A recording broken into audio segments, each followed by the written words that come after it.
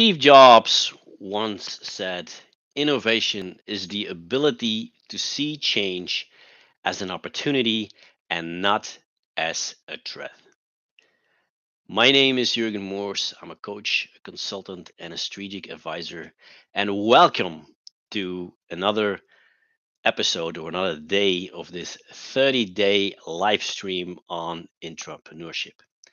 And as you guessed from the quote that I just used, today we will focus on innovation and how to spot innovation inside a large corporation if you want to become this entrepreneur or this successful entrepreneur.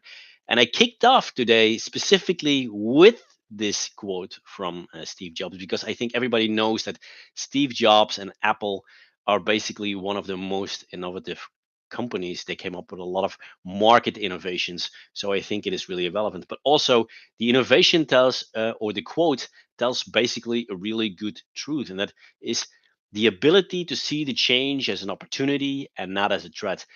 Once, when you are on this part of an entrepreneur and towards entrepreneurship, you will see that it is for yourself already a challenge to, in the beginning, spot innovations and see them as an opportunity, but this is something you have to learn and you will have to keep to. And if you want to be successful, this is something that you'll have to do all the time.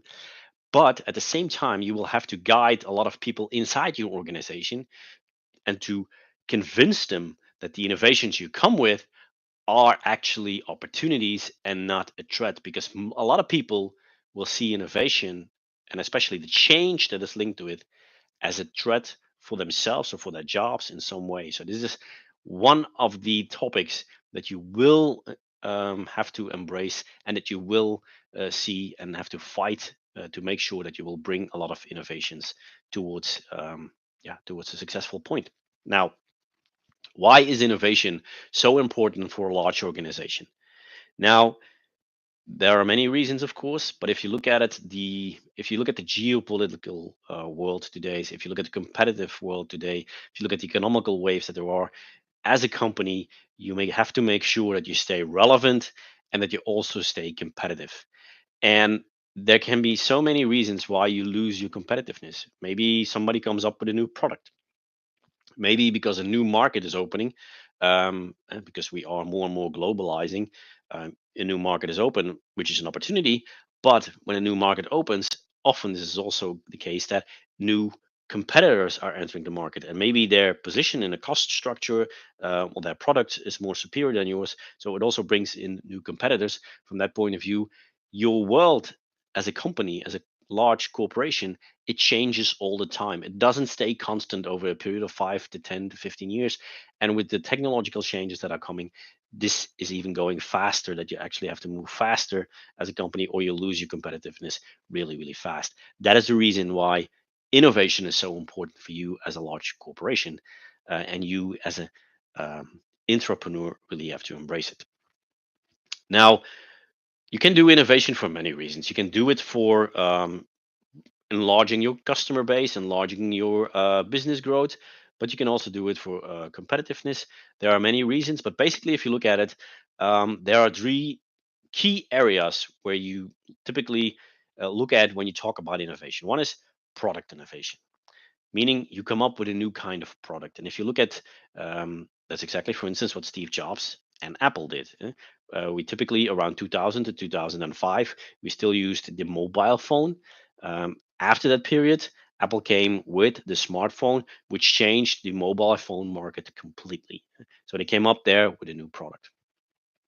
Then I have second thing is process innovation, meaning here you're going to change a certain process. And if you look at these days at the plastics industry, for instance, they are trying to replace the carbon-based raw materials with more sustainable based raw materials, or they try on the output side to change their process in such a way that the plastics they produce are biodegradable, for instance. So they are trying to change their processes. That's the second big type of innovation. And the third big type of innovation is business model innovation, where your whole business model will be completely changed. A nice example of that is Uber and how you look at the taxi market. We had taxi market from the past. Now with Uber, the whole business model as we know it as a customer has completely changed. So those are the three major blocks where you can look at. Then there's also the change that you cause, whether it's a product and a business model switch or not, or a product and a process model, yes or not, whether it's more a smaller change or it's a bigger change, that will determine whether you have an incremental innovation where typically a lot of large corporations working on, and then you have the breakthrough innovations. It's a bigger step in one of the fields, or you have a radical innovation, which is a big change in two of those fields. Whether it's product and business model, they can be, if there are big steps in both of them, then you have a radical innovation. And one of your goals as an entrepreneur should be that you work on the incremental because it helps you to fund projects and innovations towards breakthrough innovation and radical innovation. And you should make sure that you also build a portfolio in there because they will in the end make sure that your company either will stay competitive or will jump ahead of your competition. Now, this is what innovations are. Many people are always wondering from, yeah, but Jürgen, where am I going to find them, some people there don't are immediately in contact with clients, say from, yeah, but if I don't meet I don't meet the customer, so where can I do or can I spot in opportunities? There are many places where you can spot opportunities for innovation. But if you look at three big blocks, one of them is of course customer feedback. When you go out to customer and you use, like we discussed a couple of days ago, active listening towards your customer, then you can hear from, okay, what's the feedback that we get from the customer? What are the directions that they are going? Are they do they have or experience some problems with our products, or are there certain needs that they cannot find on the market? But maybe if we can make a switch or we can add something, we can um, we can give them something for this unmet need, or do they have certain pain points that they can't get solved in the present market? So a customer is always one good place to spot opportunities. Second place to for good opportunities is market trends. Look at what the market trends are, and there are different types of market trends. You can look at basic industry trends. For instance, like I mentioned already before, the plastics industry is trying to get to a more sustainable portfolio, either by a different type of raw material or by making their product biodegradable or recyclable. So this is a basic industry trend. Technological trend or technological advancements. If you look at the digitization or industry 4.0, and these days you already see appear the industry 5.0, then aspects like robotics, extended reality, web3, these are all technological advancements where you can also look at from, okay, what can that mean for me? So this is also a part of a market trend. And last but not least is a competitive landscape. The competitive landscape can change for whatever reason. It can be political reasons, geopolitical reasons, it can be economical reasons, or even in a certain region. But this is also a trend that can change from one day to another. So also keep an eye for that, and maybe that brings you to certain, yeah, opportunities for innovation. And the third big one, when you say from, okay, I'm not good in trends, I'm not so good in or don't have contact with the customers, yeah, but maybe your focus is more on the internal processes. Well, look at inefficiencies that are there. Maybe there are certain gaps. Maybe you can make certain process steps completely irrelevant with a certain innovation. Well, internal processes are not a big source of opportunities. Now, these are three really big sources of opportunities, but there are, of course, many more. Now, what is a good strategy? What are good strategies then to come up or identify opportunities? Also, there are many strategies. I'm just going to give you three as an example. When it's typically not going so well, or we're not so good positioned in the market, or the economical situation is not so good, what you typically see is that suddenly there are all kinds of brainstorming sessions that have to come up with new products. How can we optimize our processes? How can we use the current market trends to do something with that? But you typically see that pop up when everything is going not as planned. When everything is going fine, these brainstorming sessions are not typically happening in a large corporation. What also is a good source to identify opportunities is cross departmental collaboration. Again, when you make sure that you have your active listening skills, you can try to find out from, okay, what are they doing? Do they certain experience problems, and we are a step, and then it goes to we are this department A, and then we send our products to department B.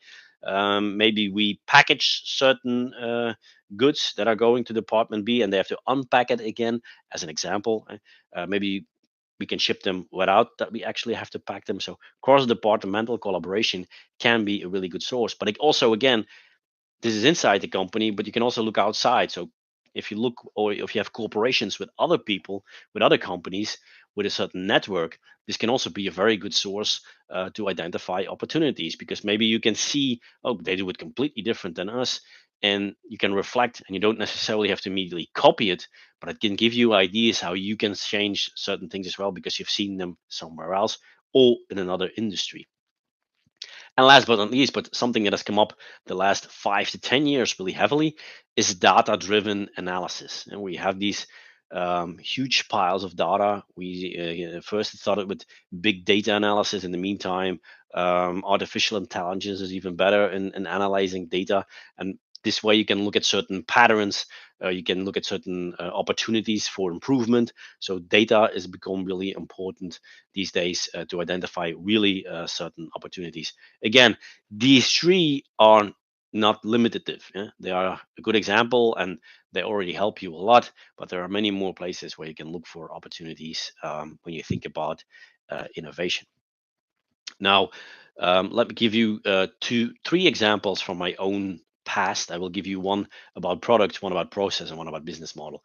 Um, Let me give you a product innovation. At a certain point in time, I was working on integrating thermoelectric materials with a thermoelectric generator into the tailpipe of a gasoline car. Why? We would like to recover some heat, and the thermoelectric materials, they have the ability to, if you make them hot on one side and cold on the other, to generate a certain amount of electricity. This we would feed back into the battery. That way, we would make sure that the car would become more fuel efficient. Now, there were some negative aspects, and we were not a competitive technology that way. So the idea that we come up with, and that was the product innovation, is why don't we bring it forward into the tailpipe, meaning into the catalyst, and joining the catalyst and the thermoelectric generator together.